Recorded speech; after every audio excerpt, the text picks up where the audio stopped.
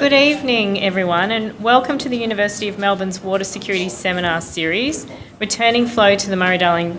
Before I introduce tonight's event, though, I'd like to acknowledge the traditional owners of the land on which this event is taking place, the land of the Wurundjeri, and pay my respects to their elders and families, past, present and future. The event this evening is part of the series discussing important issues surrounding water security, where we aim to bring together thought leaders from academia, industry and government to provide evidence-based insights and raise the quality of debate around these issues. Tonight we're focusing on the issue of returning flow to the Murray-Darling and how it may be affected by water savings project and groundwater sustainable diversion limits. We have three great speakers this evening, Professor QJ Wang, Dr Glenn Walker and Dr Avril Horne, who will present their findings of a research project that was completed recently.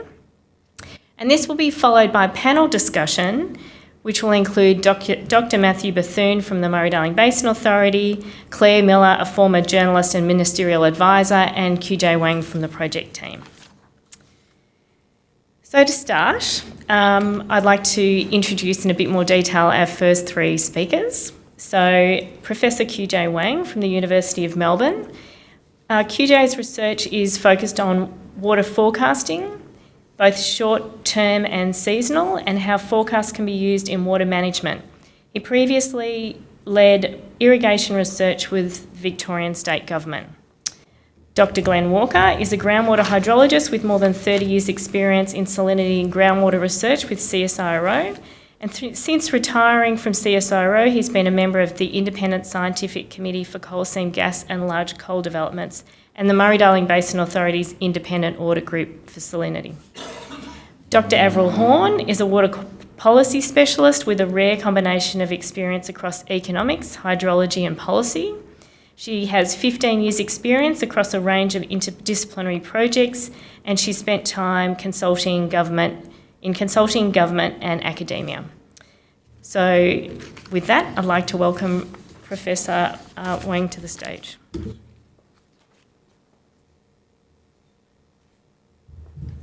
Thank you very much, Sharon. Good evening. Okay, I'll start to talk a little bit about the key events leading to the Murray-Darling Basin Plan. So this is a schematic on the total diversion with time. So what do we see from this diagram is from the 1950s to early 1990s, there was a very rapid increase in the river diversion. And in 1995, a cap was placed on the river diversion. And in early 2000, the National Water Initiative and the Living Murray program were introduced to reduce the river diversion, but also to improve the river health. Now, then the Millennium Drought kicked in. There was realization that a more drastic action was needed, and that led to the Murray-Darling Basin Plan. The plan was passed in 2012. One of the key objectives of the Basin Plan was to return 2,750 gigalitre per year of surface water from consumptive water use to the environment. Now, leading to the plan, much technical and scientific work was done for the plan development.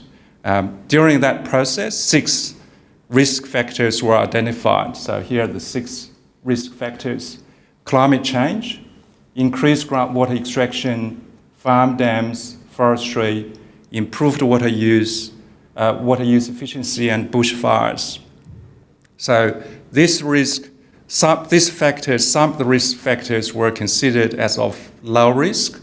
Other factors were considered could be managed through measures built into the plan. And then you also have other measures that were considered to be managed through future reviews. So the next review is 2016. Now, out of these 6 factors, so today we're going to talk about 2. So number 2, the increased groundwater extraction and the improved water use efficiency. Now, with regard to these two factors, so after the plan, the soundness of the plan has been called into question, with very high-profile statements made to the Productivity Commission and to OECD reviews, and more recently to South Australia Royal Commission. And some of the numbers quoted in the media were quite alarming. So it was with this background that Glenn, Avril, and myself were asked by MDBA to produce a independent review on those two issues. Now, we did the work, we completed the work last October, and it was published on the MDBA website. So tonight we're going to give an overview of the key findings. And so I'll talk about the irrigation efficiency component, and Glenn will talk about the impact from potential increased groundwater extraction. And Avril will talk about the broader context, place those findings in the broader context, the implications and recommendations.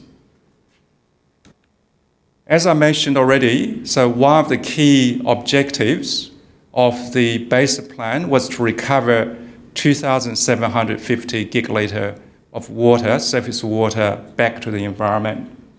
Now, the mechanisms to achieve this was one, through buyback of water in the market from willing users. So at the time of the review, 2.5 billion was spent, and about 1,240 gigalitre per year was recovered for the environment. And the other mechanism was through government investment in irrigation efficiency projects. At the time of the review, $4 billion was spent, and the total saving was nearly 1,200, and a part of that, about 65% of that, was returned to the environment. So that's 757 gigalitre per year. Now, it is this component that attracts a lot of questions about whether that was really the right thing to do. So two criticisms. One is it was very expensive. So if you compare the numbers per gigalitre compared to the market, the buyback is a lot more expensive. But that's outside of the scope of our review.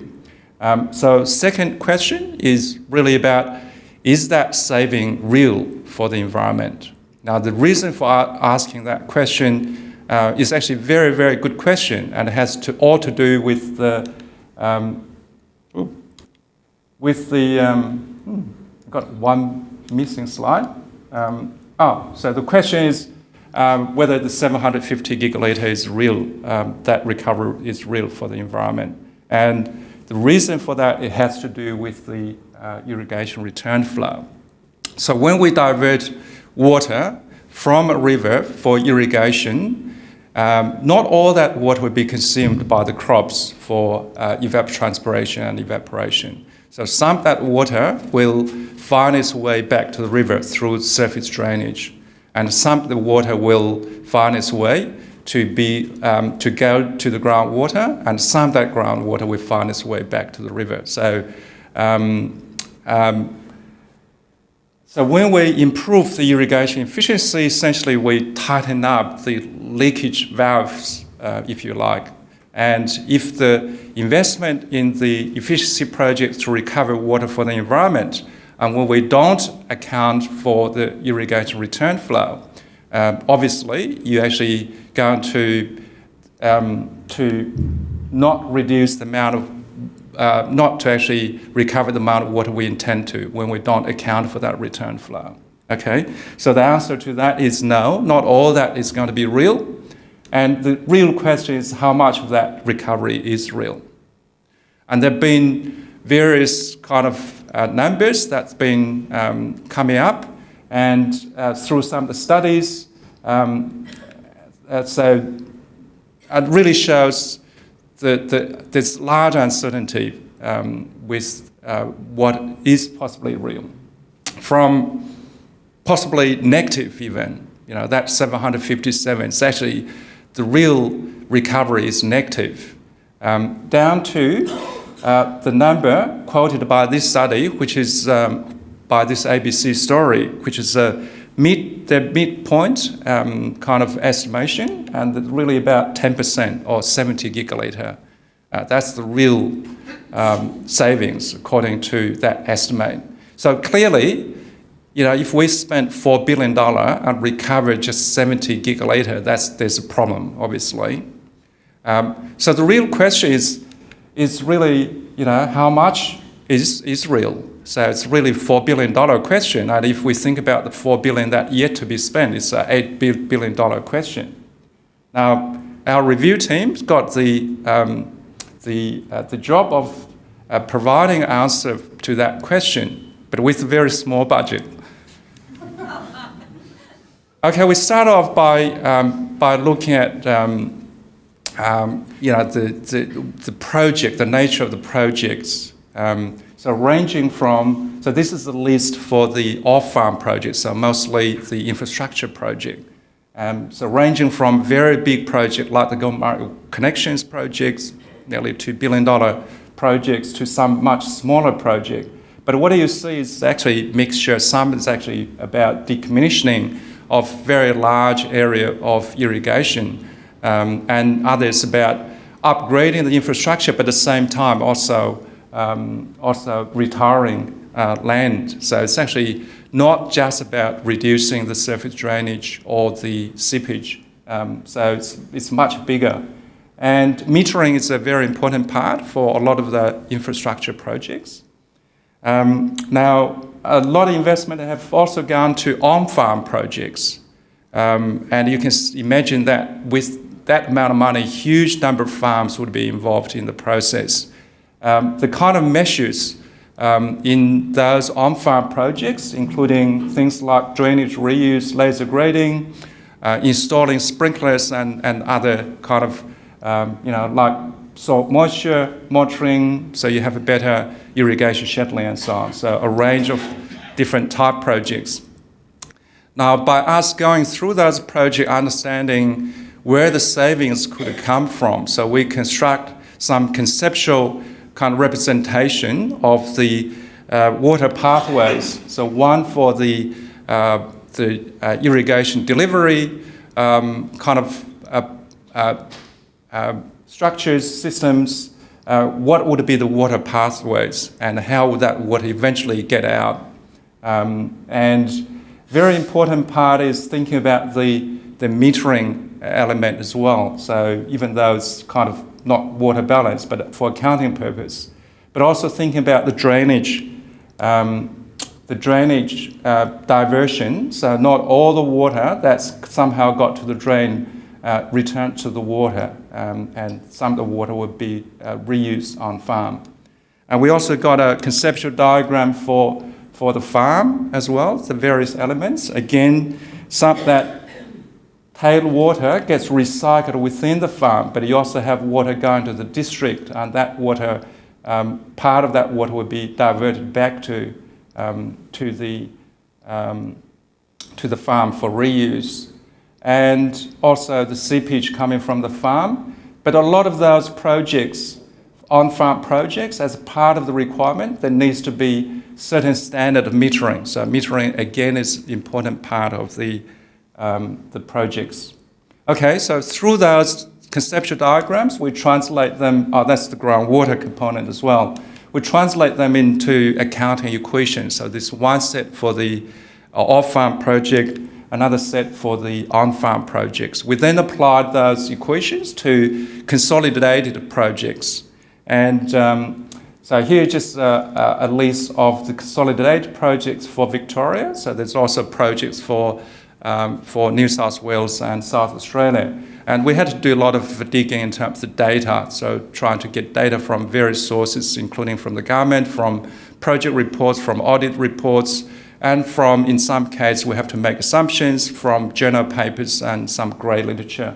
And with a lot of hard work, a lot of chasing, so we did come up with numbers. When we put that together for all the irrigation areas, so this is the number we came up. So one of the number is, in terms of the impacts of irrigation efficiency project, this is the government invested projects on On the reduction in terms of surface return is about 24 gigalitres. So that's a relatively small number. And the reason for that is by the 2009 level of development, actually the system becomes so efficient, not much surface drainage actually is allowed to get it out of the system. So already that's pretty tight in terms of that component. And there are a number of reasons for that, which are in our report, so I won't go through that. So the other estimate is the reduction in ground return. So this is the leakage to the groundwater and then subsequently back to the river. So the reduction is 97 gigalitre per year. So that, when we add up these two components, so that gives us about 121 gigalitre. Okay, so if we use that number and go back to answer the previous question, how much of that 757 gigalitre recovery is real? So here's the answer. It's about 84%, and that's really just thinking about the volume. So I should go back that 120. So we gave a kind of uncertainty band about 90 to 150. That's our range. So 84%, that's really thinking about the volume only, not thinking about some of the other characteristics, and Avril is going to talk a bit more about that. So that's very different from a 10%. So why that number is so different, and I'll just explain that a little bit. So why our number is so very different? So we kind of done really project by project and detailed accounting, so looking at what's actually on the ground, and how the saving is achieved, and the detailed hydrogeology of that region, and a whole lot of things. And this is probably the first time sort of this kind of detailed look has been done. And for the scale of the program investment, $4 billion, it's probably anywhere in the world we have done, this kind of work has been done. And secondly, 23% water saving was from irrigation decommissioning and retirement. So I kind of tried to emphasize that early on. And then 22% of water saving was from accurate metering. So the reason I talk about these two components, so it's about 45% of the saving, is because these two types of savings, they don't have a huge impact on return flow, because a lot of that water was previously actually used for crop use, for evapotranspiration. So they have much less impact on the return flow. So this is the kind of thing that was probably in the previous study wasn't really kind of considered. And the other one is already mentioned, the 2009 level of development, not much surface drainage existed.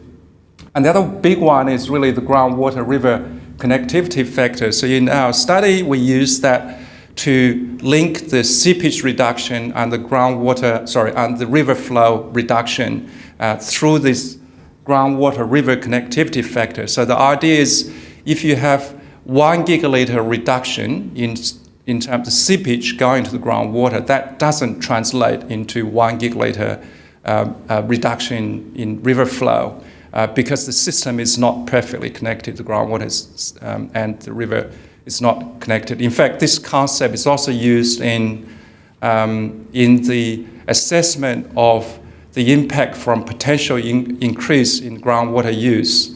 Glenn, we covered that aspect. In fact, it's a really good time to hand over the presentation to Glenn.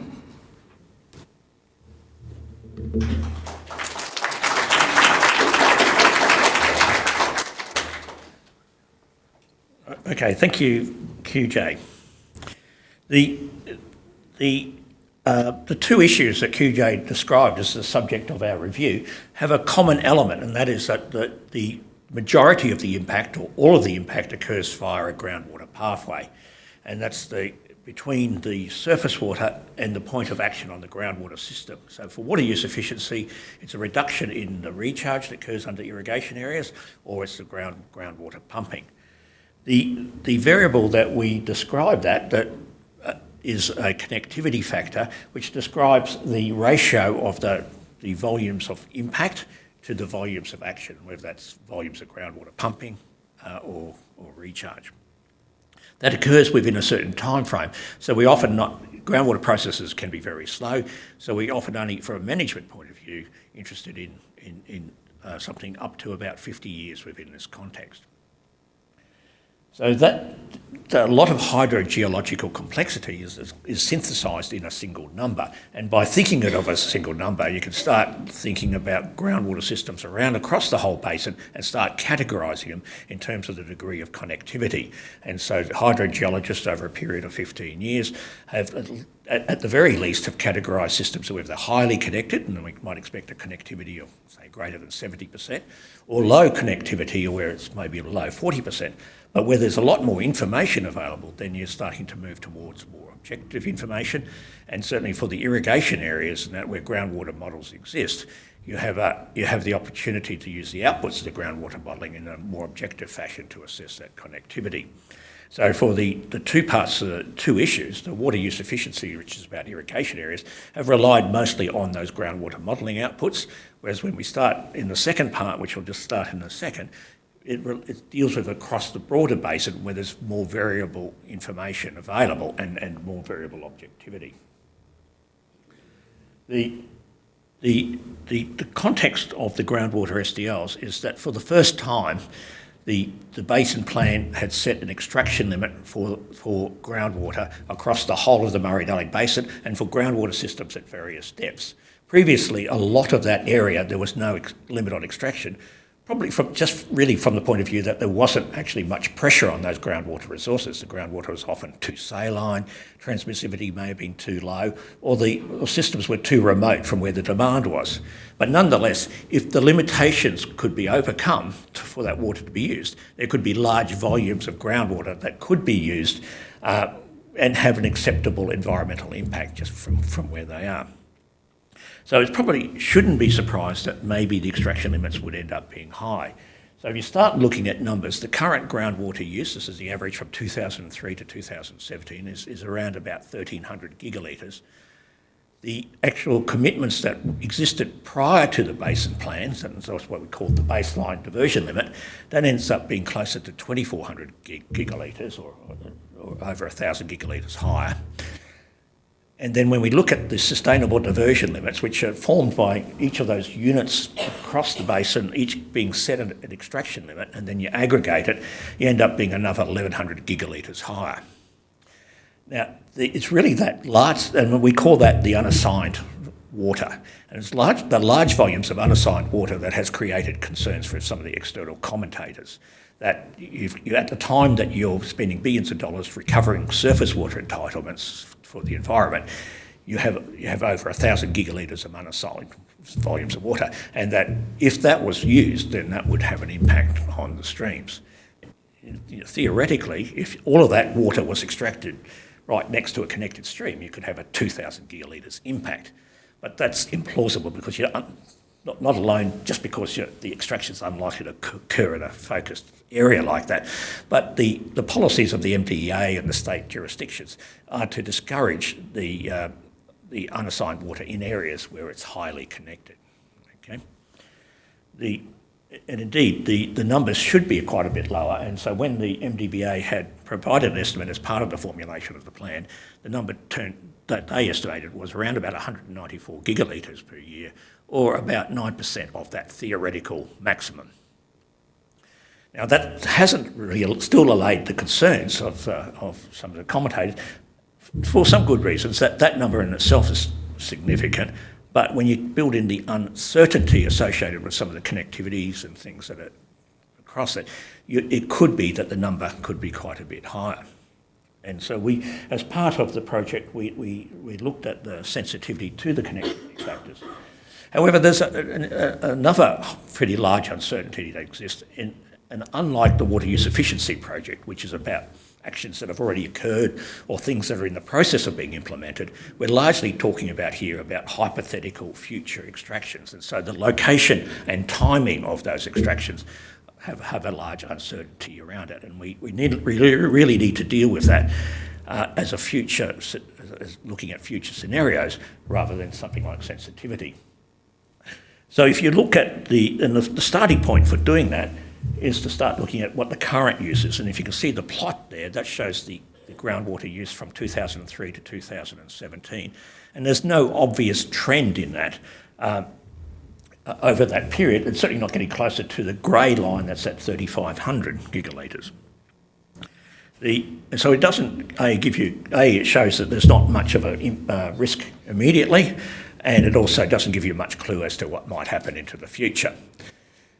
If we actually think about a longer term scenario, then I think history would teach us that having a resource there that's not used for whatever reason is that economics, technology will find a way of starting to use that resource. And so we would expect somehow that over the longer term that there'd be some increase in that use. We see desalination and brackish water used now within the gas and mining industry and for agriculture, but at relatively low volumes. But with pressure from a drier climate, longer droughts, reduced surface water, we would expect that there'd be groundwater that would be used that you wouldn't use normally.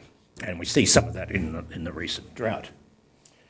So we've looked at a range of scenarios from no growth up to 4%, and the 4% was chosen as that over the time that we look at the basin, 4% represents about the maximum growth that you see even under the ideal conditions. And so that by looking at those scenarios, we're interested in the effect of the time lag of that growth and in comparing. But clearly between looking at connectivity and future scenarios, we're not going to end up with an impact, a single number, but a range of impacts and likelihoods. And so we're moving towards a risk analysis, a risk assessment. So what's the results that we see from that? Well, of course, we don't see an immediate trend, so we don't expect to see an immediate risk associated. However, if we start looking at the 40-year scenarios, and if the aim is to try and keep the impact less than 100 gigalitres per year, and that's sort of the target range that you'd be looking at, that's only going to occur if the groundwater extraction doesn't increase significantly at all. And so that was much below the 2%. On the other hand, if you want to go past the 400 gigalitres, which would be a high impact, then that's only going to occur if your growth scenario is going to be greater than 4%. So we would think that is fairly unlikely, and so if extraction increased, you're likely to get a medium impact.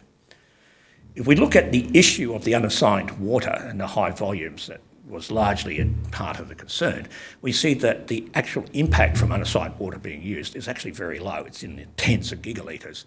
And the reason for that is that of the water that is used over the next 40 years, very little of that actually comes from unassigned water. Rather, it's water that's actually was within the current commitments pre-existing prior to the plan. And the final point about the 40-year scenario is that the growth that occurs in the impacts is going to occur over a long period, and it's going to take some of the order of about 90 years for that to be fully realised. So that's a lot of planned cycles to occur to think about in that time. If we look at the full SDL, which had been the start of it, which is if we're not interested in timescales at which these things occur and what's the potential future risk, then in fact the impact that we've worked out is a medium to long impact. So at the lower end is the MDBA estimate of about 190 gigalitres, but at the upper end it ends up being about 670 gigalitres per year. So that risk potentially could be a medium to high impact. And the final point in this part of the talk is that as part of the analysis we identified areas that are the higher risk. And so these are the areas that you might target for further investigation and where mitigation might take place if you really wanted to mitigate the impact. And so the one that probably stands out the most is in the southern riverine plain area, which is around the Shepparton-Berriquin area, where the extractions in that area are quite a bit higher than any other single groundwater unit, and would coincide with the water use efficiency part that QJ had just described. Okay, so with those results, I'll then pass it over to Avril, who will now talk about some of the implications.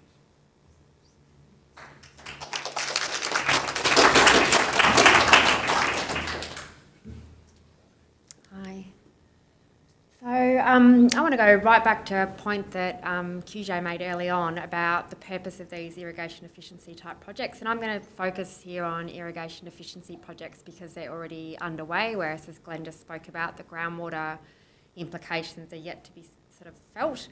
And so if we think about the purpose of the irrigation efficiency, it's really around this question of how we reallocate water from irrigators to the environment. So we've got, and this is a very pretty schematic here, of some bundle of water that's irrigation water and some bundle that's currently environmental water, and we want to change that balance.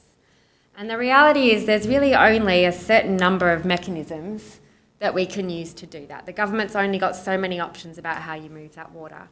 So those options might be funding of irrigation efficiency projects, it might be to purchase water on the market, or it might be a uniform cut.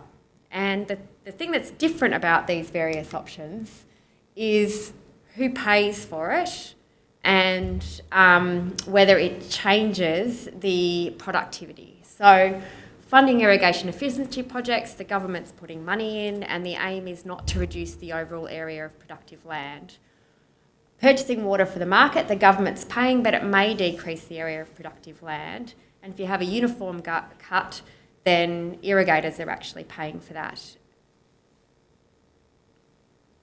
The thing that's similar across all of those is that they're going to change on-farm behaviour.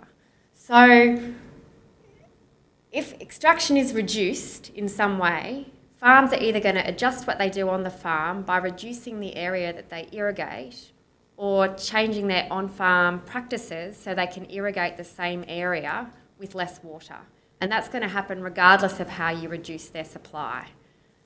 And that in turn changes the return flows back to the system. So the key question then for the government in policy is how that risk in reduced return flows is borne between irrigator and the environment. And so there's a few ways that we can determine how that risk is shared. So the first is within the allocation policy, what the level of legal protection is.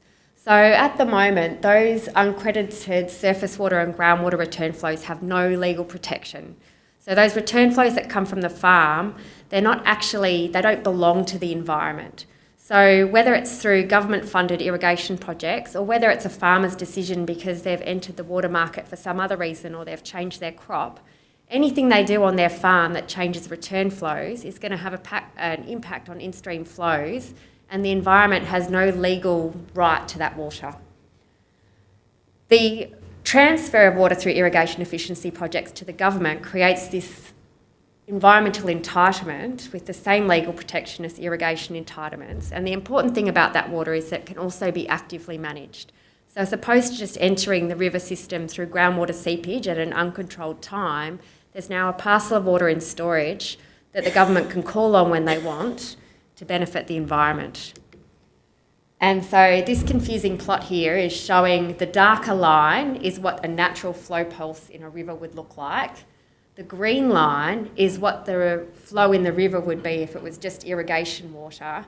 And by having this environmental entitlement, the environmental entitlement holder can choose to release water, the shaded water, at a time that extends the duration or heightens the peak of an environmentally important flow event. So it's actually, while it might be the same volume of water, it's actually water that can be used more constructively to achieve a particular environmental outcome.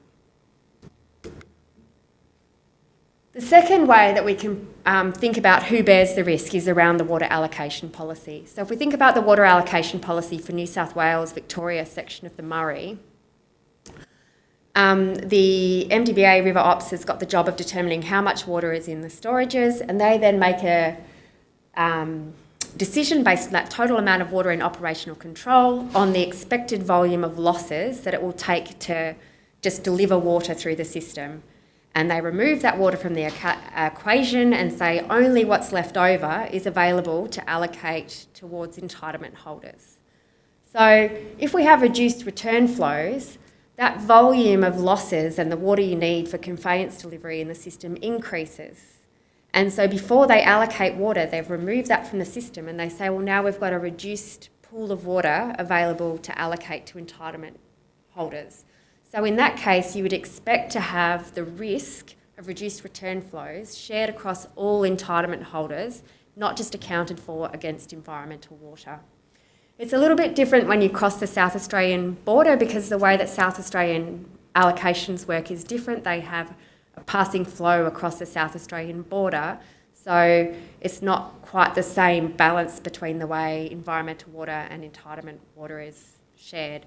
So one of the recommendations out of our project for the MDBA is to actually look at more detail about how the water sharing arrangements actually lead to a sharing of risk between irrigation and environment. So the other point I want to make here is that this 84% that QJ talked about earlier in terms of the amount that we're potentially recovering for the environment, so there's 120 gigalitres from the irrigation efficiency return flows. We're not really comparing apples with apples here. So while there's a reduction in 120 gigalitres, there's a question as to whether that actually comes out of the volume that you've recovered for the environment and whether that's a reasonable assumption. And at least some portion of that, based on the water sharing rules, is coming out of irrigation commitments.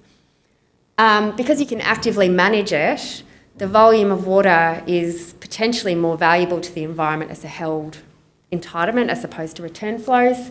And also the water quality is different. So return flow water is coming in with a different level of water quality to what you might be getting at the top of the system. So there's actually been incentives previously to reduce return flows because of the water quality in those. So I guess this comes back to also saying we've got to kind of keep an eye to what the end game is here. So we've got to remember that the SDL is actually quite a coarse measure or target for what we're trying to achieve in the basin. So while the annual volume has been important in terms of recovery target, it's not actually the objective of what the basin plan is trying to achieve. The basin plan is trying to achieve improved environmental outcomes.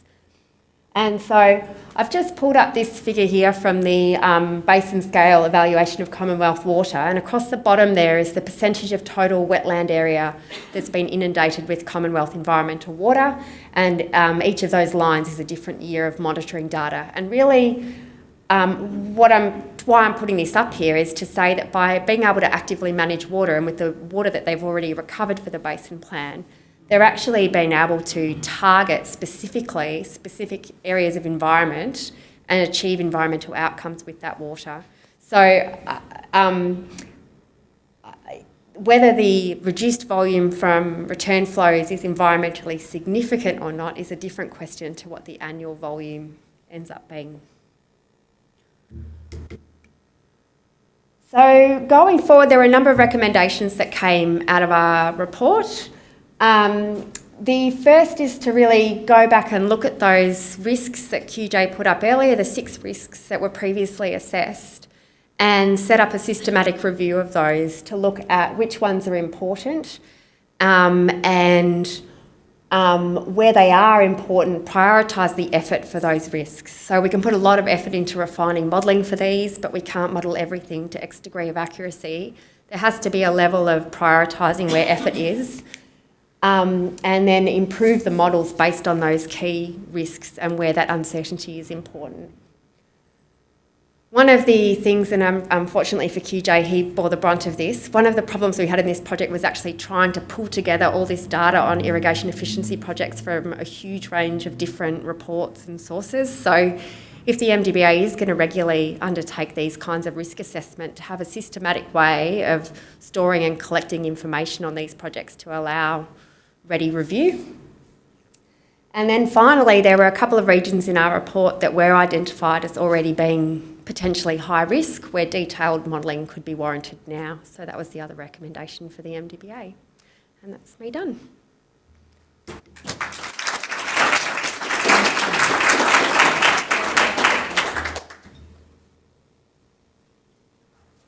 Wonderful. Thank you so much to the 3 speakers.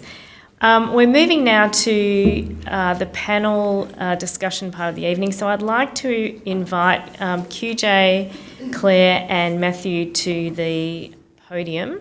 And while I'm doing that, I'll just introduce Claire and Matt. So Claire Miller is a specialist in public policy, strategy and communications with a focus on water, climate Change, Environment and Agriculture.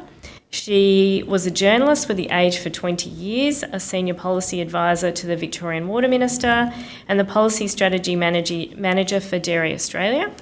Thank you, Claire. And Dr. Matt Bethune, please.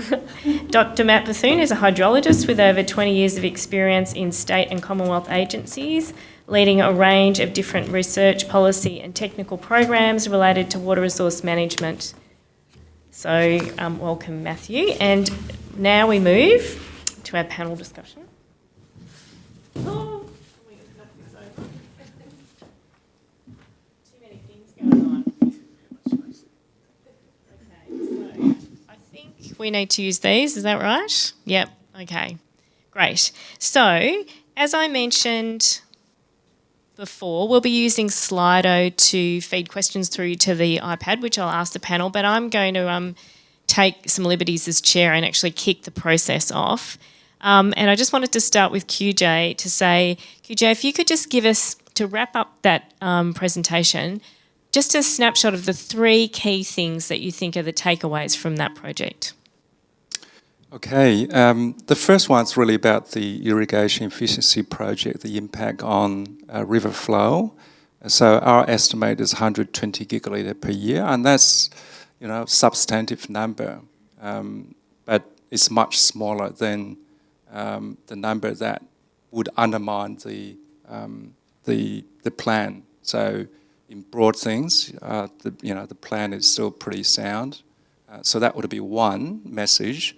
And the second message is really about the groundwater. So in the way we're thinking about the future growth, it's very unlikely the growth would be as such that we're going to use a lot of water beyond the pre-plan commitment, so the commitment that's already made before the plan. So most of the growth would be within that. So that would be the second message. And the third one would be that our review really covers only 2 of the factors. In fact, even in terms of the irrigation area, as the irrigation area becomes a lot drier and with water buyback could have impact, the water trading could have impact, and in fact also could impact on the rainfall event, runoff and seepage to groundwater. And plus future climate impact, much bigger impact. So those things, if we consider all those factors and add them up, potentially the impact could be quite significant. So for future reviews, the 2016 reviews, those things really needs to be looked at and considered. Great, thanks QJ. Next question is to Matt. The independent review included 5 recommendations for the MDBA to action, and I was just wondering if you could outline what the MDBA is doing to respond to those recommendations. Thanks, Sharon. First, I'll just acknowledge the great work Melbourne University and others did in this review. So it was a really good independent review and provided some, good supporting information. The first thing that came out of the work, so we're going to do some work immediately. So we report annually across the basin on how much diversions are occurring and how they compare to what the states, the STL units are allowed to take. So intent is to start trying to include some information in that reporting immediately around the level of return flows and the potential risks around that. Looking to go forward, there's a number of risks that have a research element. These issues are really complicated. We can't just go and pay a consultant or someone to give us answers. They actually need some strategic thinking and some research. So we're going to, as a part of our business, amend our research strategy or our knowledge and acquisition strategy to include some tasks that particularly pick up on the risks that have been picked up by the project team.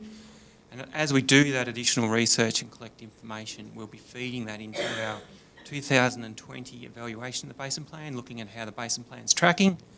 I guess in 2026, we're also looking at a review of the Basin Plan, and I expect the knowledge that come out of both this study and the research that's done consequently to inform the review in 2026.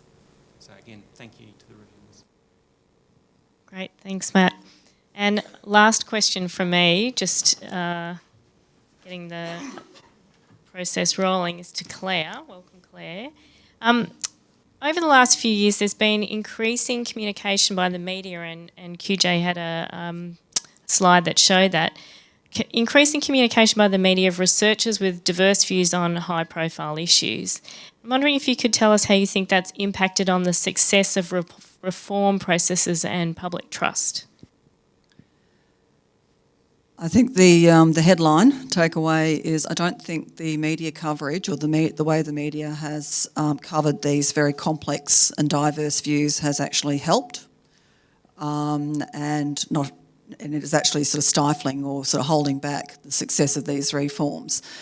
And a lot of that's to do with the way the media works. The media is all about, I always call them the C's. It's about conflict, it's about corruption, about cover-ups, conflicts of interest, that's what they thrive on.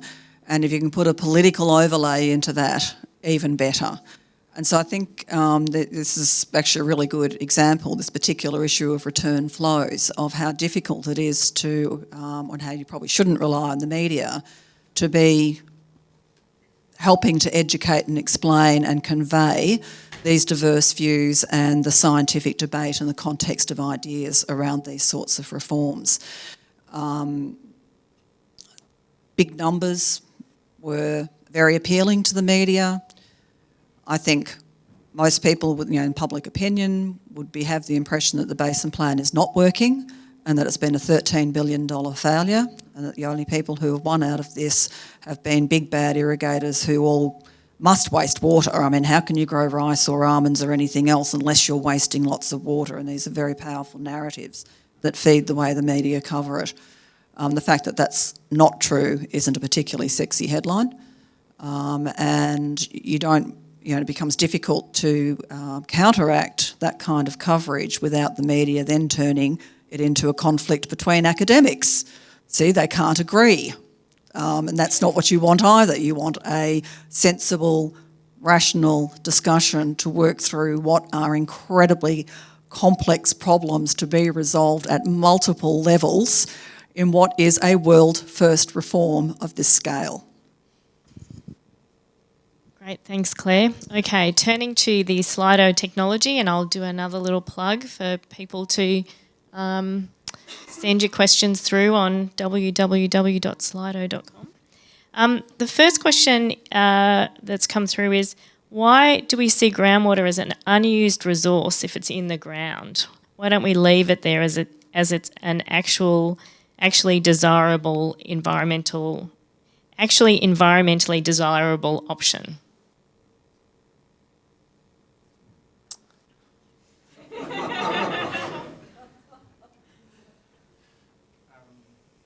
Maybe I'll try. I guess, like any resources, human beings trying to make use. So it's not just groundwater, surface water, energy and everything. So I think the issue is really whether we can use sustainably rather than say we should just, keep that in the ground. So I guess the focus would be how can we use sustainably. So that would be my way of thinking. Any other comments? The only other point is some groundwater use can often be highly desirable. We used to have big salinity problems, water table problems, and groundwater pumping was actually seen as a way for managing it. So it is about what is sustainable, and we have to look at that and consider it sensibly. Great, thank you. Changing tack a bit, the question asked is, how do we build consensus in public debate over these complex policy issues instead of confusion and conflict?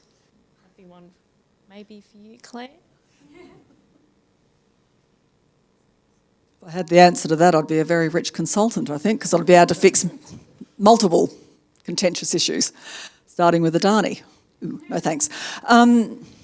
How do you build consensus? Well, to be honest, it helps if the politics is taken out of it. A lot of the more dramatic coverage that's taken place has actually, you can almost time it to particular political agendas that are being pushed.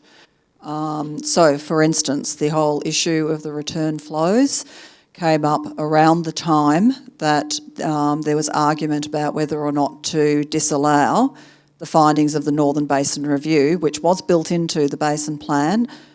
As good a science as you're going to get, science is never complete. That came up with, look, you could reduce the amount recovered by 70 gigalitres. If you do these other things, which were pretty critically important, you're not going to have much of an environmental detriment by reducing the amount of water recovered. And that got turned into the Coorong's going to die, the Murray Mouth's going to close over, because that suited the politics at the time.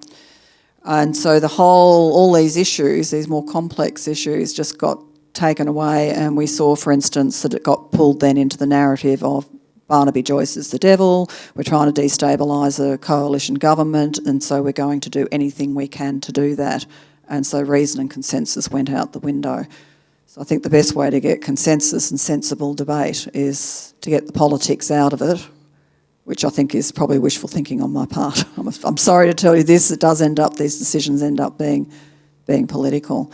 All I can say is that for all of the people who are doing the really important technical work, these people who are experts around me here, is keep on doing it and take every opportunity you can to keep that discussion going, to keep it going through things like the conversation, where you can have those, sort of sensible discussions that hopefully may get picked up by the media or not. There's many different ways to draw attention to all of that work. Now we have social media, for instance, and so just keep going at it, and hopefully over time it works its way through. Great, thanks, Claire. There's one of the early questions that is quite technical. So, what proportion of groundwater use in New South Wales is metered accurately? Is that something we can answer? I'll probably pass that to Glenn. Yeah. I think sorry, I can't put a number on the percentage. There has been groundwater is historically been fairly poorly metered, but at the start, around about the time of the start of the Basin Plan, there had been a lot more investment into metering, and that tended to be aimed at some of the larger users of water and your metering. But nonetheless, there's still a large amount of the use that is estimated use, and there's a whole lot of uncertainties associated with that. And that, that's probably one of those things that as a resource becomes more heavily used, that becomes important to get that information with lower uncertainty. Thanks, Glenn. Great, thank you. I'm going to slightly modify one of the questions here, but it's around whether or not your report's been peer reviewed and whether or not there have been any challenges raised on the methods or the data. So it's probably for me to answer that. There was a expert workshop, and it was attended about 20 people from government agencies, but also from independent consultants. So we had a one-day workshop, and they specifically looked at our methodology and looked at our results. I think from that workshop we got a bit more confidence in terms of the methodology we use, the results we use. So that was one. I guess it's not a scientific peer review as such. Now, we realise that it's important we get our work into the peer review journals and those things. So we were ambitious. We were trying to do something early in the year, but then other work kind of kicked in, and so. But we're still very keen to do. So we're planning to write 2 papers in the second half of this year, probably starting July, August. One is on the efficiency projects. Another one is on the groundwater. And also Avril is working on a third one on more the implication, not directly of the review material, but really kind of as a follow-up. So we are intending to work on this, and we certainly realise the importance of putting things into peer-reviewed publications. Great, thanks, QJ. Just looking through the questions as they're coming in and reflecting on our project specifically. Slido's jumping around. There's a question here about there looks to be a policy conflict between limiting return flows to manage salinity and encouraging return flows as water savings. How might this be resolved? I don't know, is this something, Matt, you... Oh, Claire's having a go? I'm only going to have a go because 20 years ago, I hate that it's so long, when I was the environment reporter at The Age, I covered a lot about salinity, which was the issue of the day in the Murray-Darling Basin, and how irrigators had to get a lot more efficient to stop the amount of water that was seeping in and also going out through drainage systems in order to control salinity, and they were very good. They were very successful at it in the end, and it was, you had all sorts of new self-imposed management restrictions come in, for instance, with rice, with assessments on where you could water and how much and limits and things. And this has already been covered by QJ and the others, that they were successful in doing that. The spokesperson in CSIRO on that report is one of the ones now saying that return flows is a problem, and that we should, the environment's now missing out because there's none of these return flows. I don't think you can have it both ways, but unfortunately most journalists around haven't been around as long as I have to be able to sort of call that and say, no, wait a minute, you can't have it both ways. It's one or the other. Either you want them to be sloshing the stuff around because you think it benefits the rivers, and therefore that was all fabulous 20 years ago, or you don't, in which case they've actually done what you asked them to do and you don't want that water back in the rivers. So, pick which one you want to go for. Hey. It's a bugbear of mine. Just to comment though, often when we make policy decisions, there is a conflict in the decision, and there's not always one right answer. You do something, there's a trade-off somewhere else, and that's the process we go through. That's why their plan is adaptive. It's an adaptive management plan. We're not going to get everything right up front. We're doing the best you can, make the best decisions you can, and we've got to see how that's tracking over time. But every time you do something, someone's going to get impacted, and we have to find the right balance, and that's just the challenge of the job. So can I just add to that?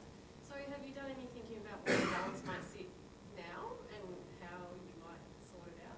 Sorry, I'm going to ask for more specifics. The balance between what? Between return flows to contribute to environmental needs and salinity impacts on the Murray. So I think what the study has identified is that the return flows are slightly bigger than what we'd previously thought, and we've put in place a range of actions to build in the risks around that into our ongoing work plan and see if and how we need to respond to it. So I think the risk has been elevated, and it's on our future work plan, research knowledge strategy, to actually identify those risks better, and then we can consider the trade-offs around doing something.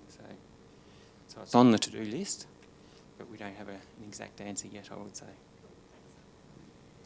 Okay, so... Sorry, we did actually have a look at what is that balance, because it's not... with all of these things, it's never all or nothing. And in Victoria, we took a look at if we do all this modernisation in northern Victoria, in the Golden Murray Irrigation District, what's that going to do to drainage water, and what's that going to do to return flows in the river? How's that going to impact it? It means that environmentally significant sites that are now sort of getting watered incidentally through drainage water and the return flows, are they now going to miss out? What are we going to do about that? And it was all investigated at that point, so this is more than 10 years ago, and what it was found was some of the beneficial flows were good, some of the return flows, in which case we need to make sure that some of those drainage lines stayed open so that you could actually do intended environmental watering into them right time of the year, right volume, instead of just whenever it came off the farmer's property. But a lot of the other ones, you didn't want them going into those sites. Either didn't get there, or it was a low-value site, or the water was pretty ordinary quality, or it wasn't the right time of year, or whatever, and you actually want to stop that. So, as always, there is a balance, but it's complex, and you need to make judgment calls almost on a case-by-case. Could I just add a quick point? Yeah, thank you. So I'll just give you an example what Claire actually talked about. For the Goulburn-Murray Water Connections project, they did look at the impact that may be on the local environmental features because the reduced return flow or outfall from the irrigation channels. And as a result of that, they've taken some of the savings out, so that's not real savings. We need to allocate the water for those environmental features. So some of those projects actually consider a lot more than what we could cover today. But in our project, we did actually consider those. Great. Okay, I'm going to, there's a few questions that are a bit more on the specifically about the project and technical issues. So first question is, did you assume a static base case? As the value of water goes up, wouldn't return flows go down significantly, therefore reducing the savings to be achieved? Just repeat that. So the question is, did you assume a static base case? As the value of water goes up, wouldn't return flows go down significantly, therefore reducing the savings to be achieved? I think this is the point that Avril was making. So in terms of return flow, for us, we were considering the 2009 level of development. But a irrigator, if government didn't invest in the efficiency project, and as the water was becoming much more valuable, so the irrigators would themselves invest. It's to their interest. They would invest in improving the efficiency project. And that water, they can actually, in theory, stop any drop water going out. So the environment doesn't have that legal entitlement for that return flow. I think that was the point that Avril was making. So yes, as the water become more valuable, that there will be less return flow without the government investment even. And I think that was the point that you made, that's the pattern that we've seen as a consequence of the Millennium Drought. In terms of surface drainage, yeah, very much so. There were other reasons for that, but one of the main reasons was water became so much more valuable. So any drainage water somehow got intercepted and got returned and got reused. Great. We have a question about, again, it's a bit more of a specific one, but a foundational one, I think, in terms of are all groundwater usage... Sorry, let me restart that. Is all groundwater usage metered or accounted for? And if not, how do we assess the impacts? I don't think all the groundwater is metered, but I'll probably get Glenn to elaborate a bit more. Yeah, so under the Basin plan, the groundwater extraction is got to be accounted for. So there are estimates that form part of it. It's not close enough. There's so as part of the so-called register of take under the MDBA, the groundwater estimates are formed from from all of the SDL units and across the basin.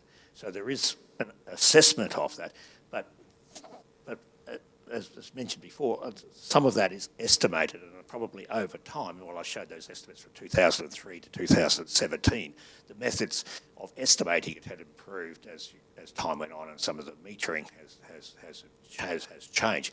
But the take is generally all assessed under there, and with some minor exceptions. I won't go into that. I won't go to a level of complexity.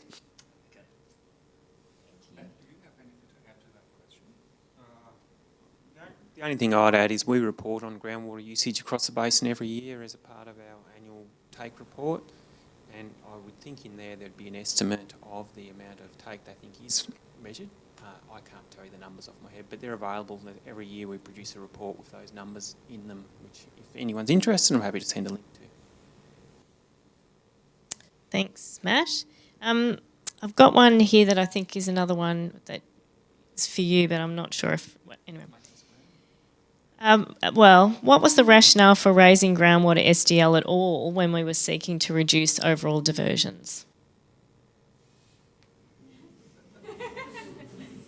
Well, I'm thinking Glenn might be better to answer this one because he's involved in the review. Okay, so I'll try and hold it up.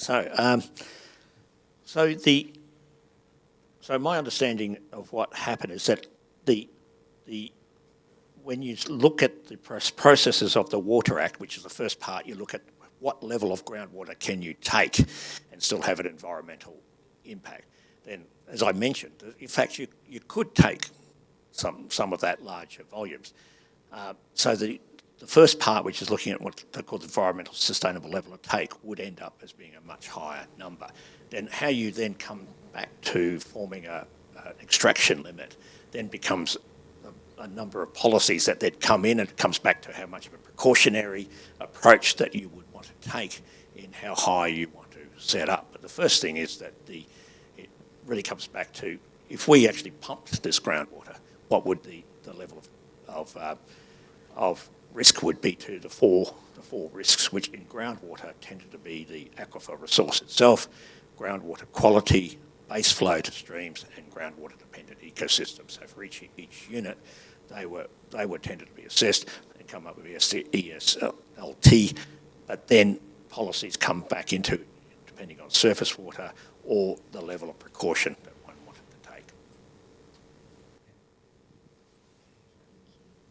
All right, I'm going to change tack a bit. This was a question asked a bit earlier, and really coming back to the issue of the role of the media.